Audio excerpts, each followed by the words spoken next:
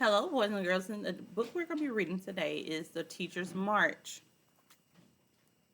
It's by Sandra Neal Wallace and Rich Wallace. Reverend F.D. Reed taught science at R.B. Hudson High School, but his favorite subject was freedom. He believed that everyone was a first class citizen, just like the Constitution stated,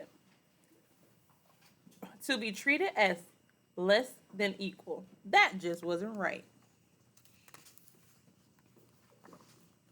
With fire in his eyes, Reverend Reese led marchers to the courthouse to register to vote. Troublemakers, that's what the police called the marchers.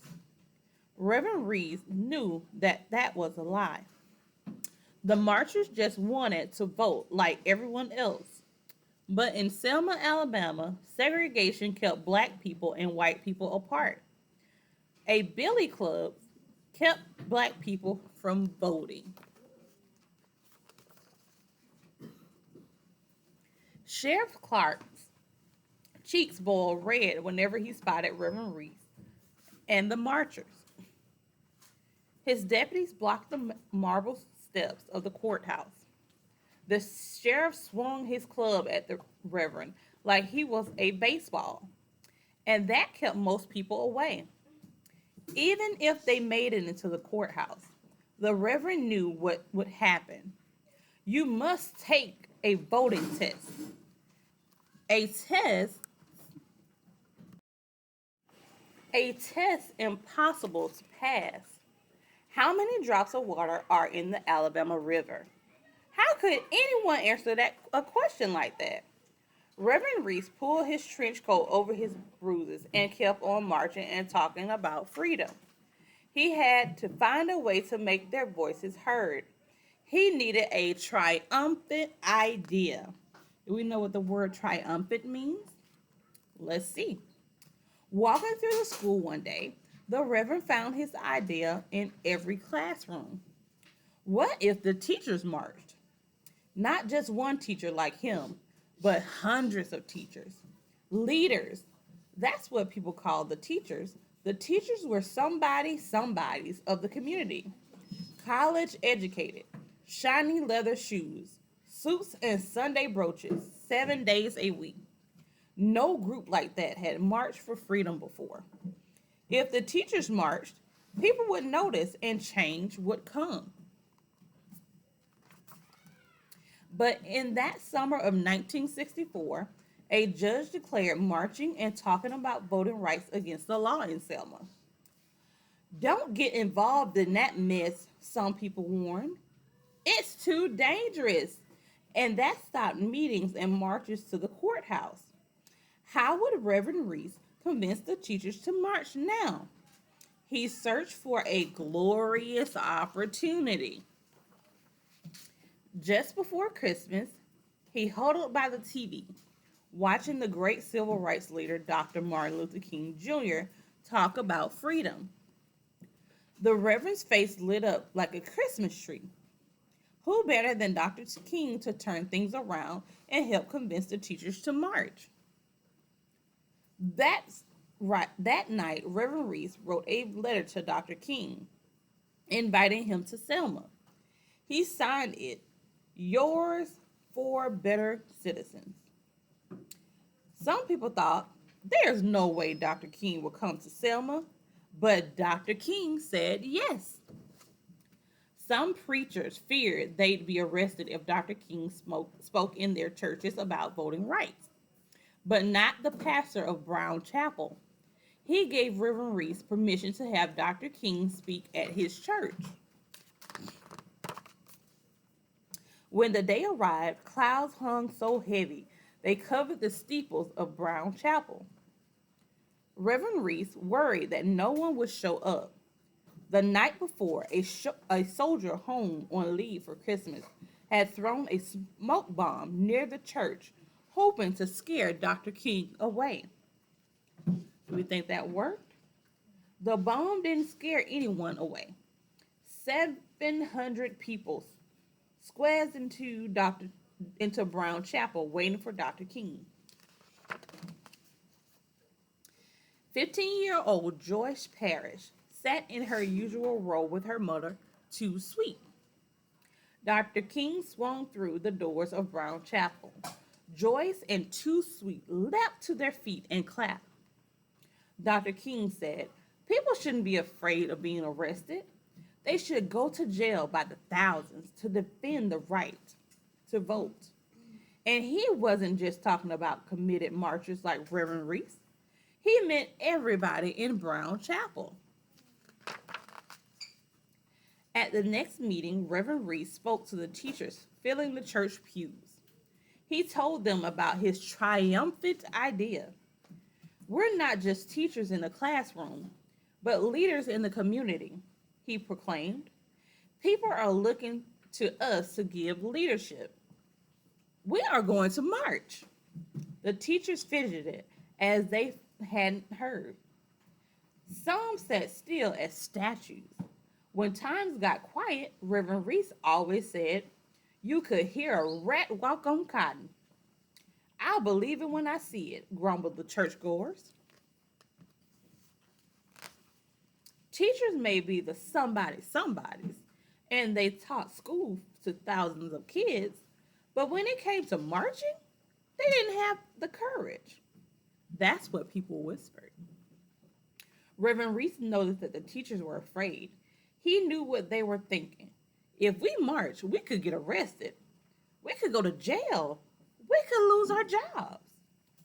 Teachers had to be sensible.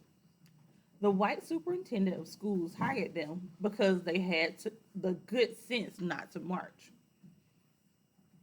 But if the teachers didn't march, nothing would change. The Reverend needed a guarantee from the teachers, fast. He waved a sheet of paper in the air. "If you will participate in the Teachers' March, sign this list," he urged. "Show up and show out." Reverend Reese explained that if both parents taught school, then only one would march. That way, somebody could take care of the kids if the other parent went to jail.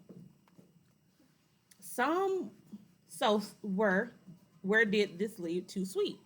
She taught school, but she was also a mother, the only parent, period.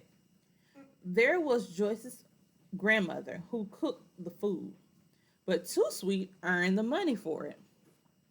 The first teacher to sign the list was Coach Lawrence Huggins. He was tired of telling kids about the Constitution, freedom and justice for all, but not defending it for himself. Another teacher signed up, and another, until more than 100 teachers had pledged to march. Before the meeting was over, Too Sweet stood up. She signed her name to the list. The march was set for January 22nd. When Joyce woke up that morning, her mother kept busy in the kitchen without saying a word. Too Sweet put a peanut butter sandwich and a toothbrush in a brown paper bag. She'd need those things in jail. The teachers had promised Reverend Reese they'd march to the courthouse that afternoon. But Joyce grew worried. Would Too Sweet be coming home for that night? Joyce grabbed her mother and held her tight. Later that day, Reverend Reese waited by the steps of the school with his list of names. Classes had ended, but the teachers weren't lined up. Had they changed their minds? Had they decided not to march?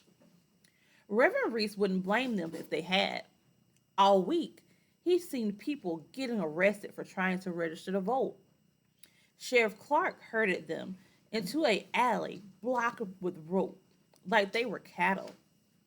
He locked them in jail. Even Dr. King was beaten and bruised.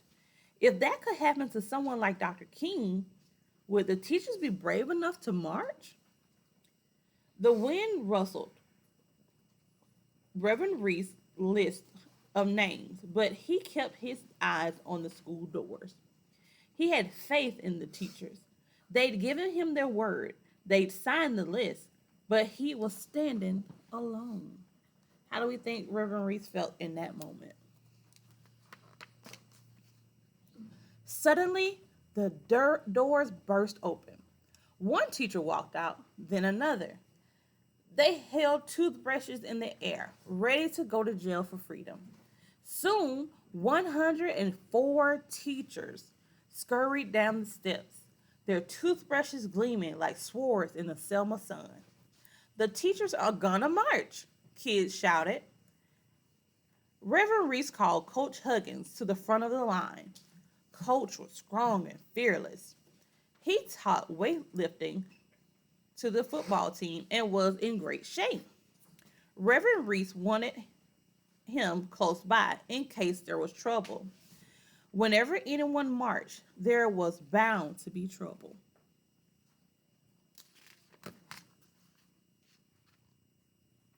Could you believe it? Grown ups murmured, rushing from their homes. The teachers are gonna march. Reverend Reese told the kids to wait at Brown Chapel, but Joyce paced nervously along the sidewalk, searching for Too Sweet. Would her mom be safe? If Too Sweet went to jail, they'd be anything but free. If Too Sweet got fired from her job, they'd be asking for handouts, food, clothing, everything. Two by two, they started marching. The Reverend walked in front, his hands clenched to his trench coat pockets. Coach Huggins, tall and strong, Too Sweet, poised and defiant. Teachers young and old, clutching paper bags filled with sandwiches for jail. The teachers didn't breathe a word. They didn't smile or sing freedom songs, but you could hear the courage in their leather shoes. Up the red dirt road and seeing the bravery behind their Sunday brooches, catching the light of the sun. When the teachers reached the white section of town, red dirt changed to pavement. Crowds gathered like storm clouds. Shopkeepers hurried out of their stores. They glared at the teachers, trying to rattle their courage. What is that? What is it that they want? They wondered. The teachers kept marching. What they wanted was what everyone had, the right to vote. As they turned into Alabama Avenue, the teachers spotted the 13 steps of green marble leading up to the courthouse. Sheriff Clark and his deputies stood at the top of those stairs. When the sheriff saw so many teachers marching towards him, his eyes filled with rage. We are here to register, Reverend Reese announced. You can't make a plaything the out of the corridors of the courthouse. The sheriff bloomed.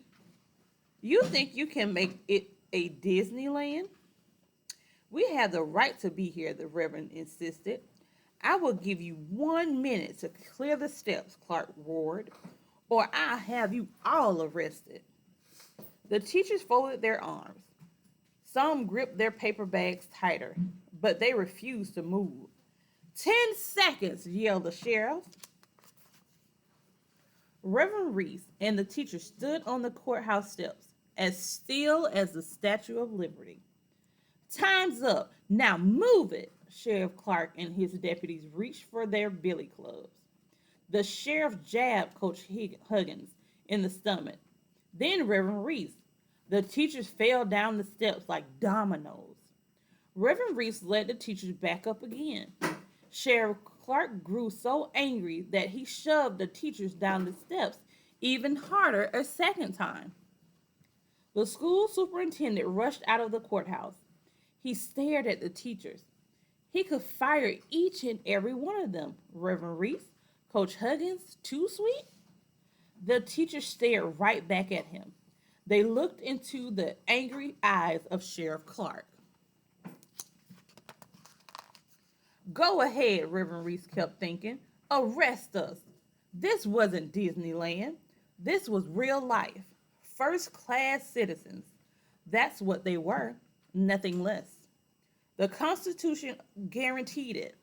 They'd stepped out for their right to vote, ready to be handcuffed, ready to lose their jobs for what that's right. But if the superintendent fired every teacher lined up at the courthouse, who would teach the students? He would have to shut down the schools. Then he would be out of a job. Reverend Reese knew it. So did Sheriff Clark. The sheriff put away his billy club. The handcuffs stayed clasped to his wrist. Reverend Reese and his triumphant idea had gained a glorious victory. Although the teachers didn't register to vote that day, the sheriff had a good idea and a good sense not to arrest them, and the superintendent had a good sense not to fire them. With their hands held high, with their heads held high, the teachers walked proudly to Brown Chapel. The church thundered with the sounds of young voices singing freedom songs. The teachers are coming back, somebody shouted. Everyone stood and sang louder. Joyce couldn't see the teachers, but she cheered anyway for Reverend Reese, for Coach Huggins, and for Two Sweet. For Two Sweet had to be there. Did you see my teacher marching? Kids gushed across wooden pews. As soon as the singing stopped, Joyce spun around, searching for Two Sweet. When she found her, Joyce ran and hugged her mother and wouldn't let go. When Dr. King came back to preach that night, he praised Reverend Reese and the teachers for making civil rights history. No group of leaders had risked their jobs before marching. We were like giants, Reverend Reese said with a smile. Great giants. Because Reverend Reese and the teachers marched, other groups started marching for their rights to vote. Beauticians and barbers marched. Then the undertakers marched. Because Reverend Reese and the teachers marched, they became heroes to their students. It didn't matter that the kids were too young to vote. They intended to march for their teachers and their parents' right to vote. The students left school after roll call. When the teachers turned their backs to gaze out the window, I'm gonna get you your civil rights. They promised their new heroes. They marched to the courthouse with determination in their eyes and ankle socks and sneakers on their feet. Joyce marched too for her mom, Too Sweet. The Selma marchers filled the jails by the thousands. Americans noticed. They wondered why respectable citizens in suits and dresses and school kids carrying books were jailed. The President of the United States noticed. He pushed for new voting rights laws. That summer of 1965, the Voting Rights Act passed. It made certain that nobody had to take a test just to vote. On one August morning, Reverend Reese, Too Sweet, and the other teachers walked down Alabama Avenue. They climbed the steps of the federal building across the courthouse. Inside, there were no voting tests, no billing clubs, no alleys marked with rope. All the teachers had to do was sign their names and they were registered to vote. The first thing they did was vote Sheriff Clark out of office. Okay, we have the author's note. The Selma Teachers March was a major turning point in the civil rights movement.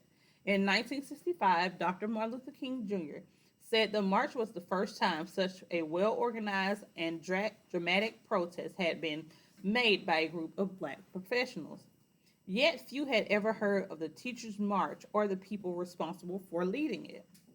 We found out about the march while interviewing several foot soldiers of the Selma voting rights movement for our biography about activist Jonathan Daniels. That's also when we met Reverend Francis Douglas Reese. He was born in Selma in 1929. His mother was a teacher, and Reese knew early on that he wanted to become a teacher too, as well as a preacher. He accomplished both by earning a master's degree in education and a doctorate in divinity. Sorry. Reese became a pastor, and he taught in Selma's segregated school system at R.B. Hudson High School. Determined that African Americans secured their right to vote, even in the face of intimidation and police brutality. He led the city voting rights campaign as president of the Dallas County Voters League and the Selma City Teachers Association. When a judge prevented Selmians from meeting to talk about civil rights, Reese and members of the Voters League met in secret. They became known as the Courageous Eight. 6 weeks after leading the Teachers March, Reverend Reese marched on Bloody Sunday when the protesters were beaten by the police officers for peacefully demanding their voting rights. 2 weeks later, he joined arms with Dr. King as they led hundreds of marchers from Selma to the state capitol in Montgomery for the same cause. For his activism, Reese had smoke bombs hurled at his house and fired from his job. He became the principal of Selma High School when it was integrated in 1971 and served as an assistant superintendent of city schools. In 1972, Reese became the first African American elected to the Selma City Council since Reconstruction. Wearing his iconic trench coat and a pinstripe suit nearly 50 years after the Teachers March, Reverend Reese spoke about the importance to vote. I tell young people today that they can't rest on our victories, he said. That means registering to vote and participating in what this country has to offer. Reverend Reese died in 2018. The U.S. Army veteran Lawrence Huggins taught physical education and coached at the high school he graduated from, R.B. Hudson High. Huggins said that he and his wife, also a teacher, didn't need convincing to join the Teachers March because they were just too enthusiastic to be participating in it. Coach Huggins was tear gassed on Bloody Sunday and marched on the Selma to Montgomery March with his students, where he brought along an 8mm camera and recorded the only known color footage of Dr. King preparing for the march. Coach Huggins said that the Teachers March gave people the courage to get involved in other marches. We had 105 new members out there, Coach Huggins told us. They gave the marchers what they needed to continue to the next level.